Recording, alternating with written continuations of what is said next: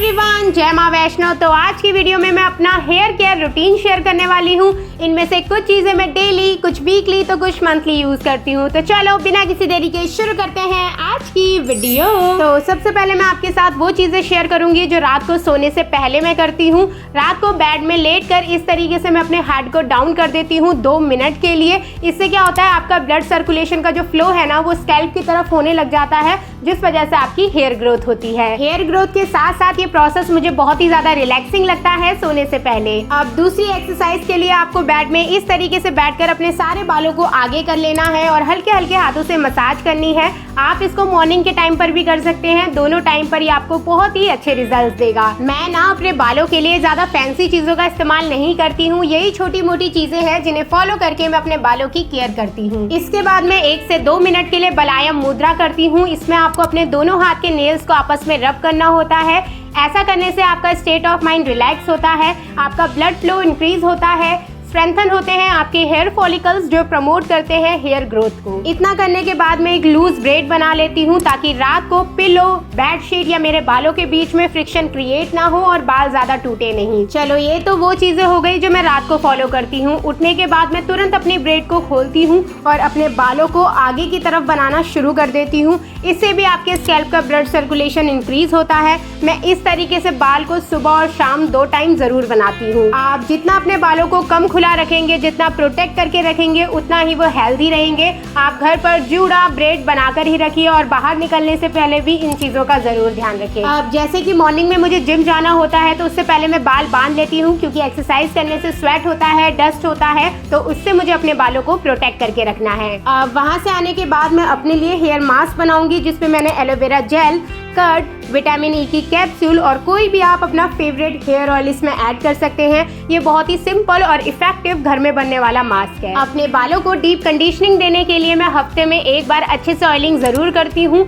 Oiling के लिए मैं सरसों का तेल और कोकोनट ऑयल का ही अक्सर इस्तेमाल करती हूँ। इसके अलावा मैं हफ्ते में 1 बार हेयर मास्क भी जरूर अप्लाई करती हूँ। 1 से 1.5 घंटा रखने के बाद अब मैं हेयर वॉश करूंगी। सच बताऊं तो शैम्पू में ज्यादा चूजी नहीं हूँ, मुझे जो मिलता है मैं उसे यूज कर लेती हूँ। बस एक चीज का जरूर ध्यान रखती हूँ कि अप्लाई करने से पहले उसे अच्छे से डाइल्यूट कर लूं। शैम्पू मैं सिर्फ स्कैल्प पर ही अप्लाई करती हूँ और 2 बारी में शैम्पू जरूर करती हूँ।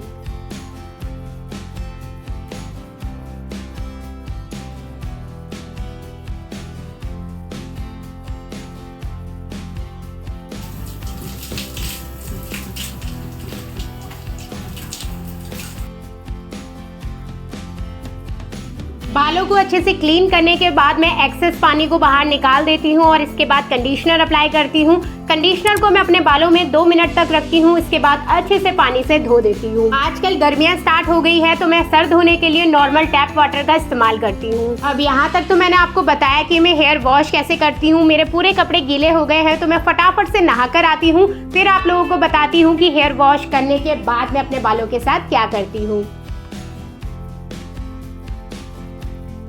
सबसे पहले तो अपने बालों को रैप करने के लिए मैं टॉवल का बहुत ही कम इस्तेमाल करती हूँ। उसकी जगह मैं कोई भी अपनी कॉटन टी शर्ट का इस्तेमाल करती हूँ। बालों को खोलते वक्त मैं उनको छटकाती या रब नहीं करती हूँ, उसकी जगह मैं हल्के हल्के हाथों से उन्हें खोल लेती हूँ। अब चाहे सर्दी हो या गर्मी हो, मैं थोड़ी देर छत पर जरूर जाती हूँ ओपन एयर में अपने बालों को सुखाने के लिए। हीट अप्लायंसेस का तो मैं बिल्कुल ना के बराबर यूज करती हूँ। ना जाने लास्ट टाइम मैंने कभी यूज करा था। अगर मुझे शादी पार्टी में जाना होता है या कुछ नया लुक करना होता है अपने बालों का, तो मैं हीटलेस कर्ल्स घर पर ही कर लेती हूँ, क्योंकि मुझे कर्ल करना अपने बालों को बहुत ही ज्यादा अच्छा लगता है। इसके अलावा मैं एक्सरसाइज करती हूँ और मुझे लगता है इसने बहुत हद तक मेरे बालों पर इम्पैक्ट डाला है।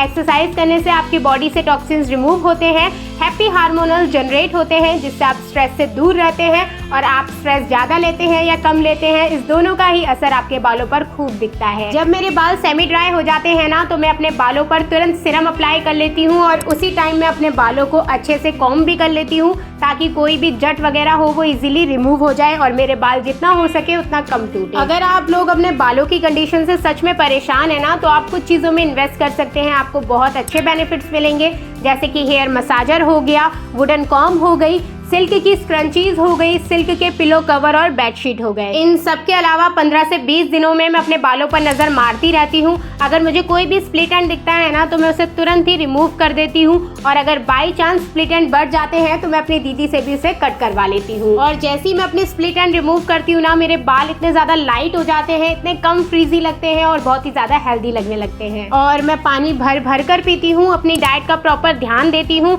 इसके अलावा ना मैं आप लोगों के लिए कुछ ऑप्शंस लगा दूंगी स्क्रीन में, जिसका रेगुलर इंटेक करने से आप अपने हेयर्स और बॉडी को अच्छे से न्यूट्रिएंट्स प्रोवाइड कर पाएंगे। तो बस इतना ही है मेरा हेयर केयर रूटीन। मुझे नहीं लगता कि इसमें मैंने कोई बहुत ही बड़ी चीजें बताई है जिससे आप फॉलो नहीं कर सकते। एक बार इन सारी चीजों को फॉलो कर देखिए, इसके बाद रिजल्ट देखिए। आई होप ये वीडियो आप लोगों के लिए हेल्पफुल रहे। वीडियो अच्छी लगी हो तो वीडियो को लाइक कर देना, चैनल को सब्सक्राइब कर देना। मैं मिलती हूँ आप सबसे बहुत जल्द एक नई वीडियो में। तब तक आप लोग अपना ध्यान रखना। Okay, bye bye.